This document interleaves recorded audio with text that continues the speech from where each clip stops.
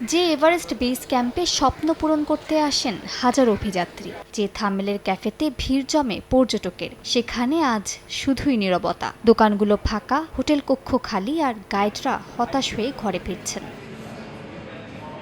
নেপাল পর্যটন বোর্ডের হিসাব অনুযায়ী মাত্র এক সপ্তাহে পর্যটকের আগমন কমেছে প্রায় 30%। বুকিং বাতিলের হার 8 থেকে 10% পৌঁছেছে। পর্যটন ব্যবসায়ীদের কথাই শুধুই হতাশা।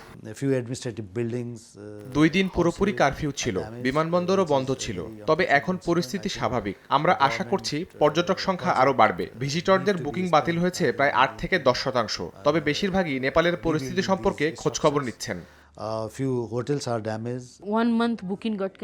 বিভিন্ন দেশের সরকারও তাদের নাগরিকদের ভ্রমণ না করতে বলছে। এ কারণেই পর্যটন ব্যবসা ক্ষতিগ্রস্ত হচ্ছে, আর পর্যটন না থাকলে অর্থনীতিও স্বাভাবিকভাবে ভেঙে পড়ে। তাই পর্যটন ব্যবসার জন্য এখন সময়টা ভীষণ কঠিন।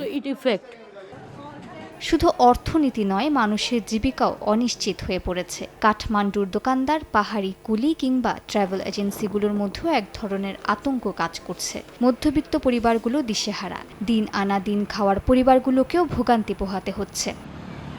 তবুও আশা ছাড়েননি স্থানীয়রা। শিক্ষার্থী থেকে ব্যবসায়ী, সবারই বিশ্বাস শান্তি ফিরলেই আবার ভরে উঠবে বোধানাথ স্তূপা, আবার ঘুরে দাঁড়াবে পোখারার হ্রদ পার। এভারেস্টের পথে আবার শোনা যাবে বিশ্বজুড়ে অভিযাত্রীদের হাসি। মালিহা সুহরওয়ার্দী, সময় সংবাদ।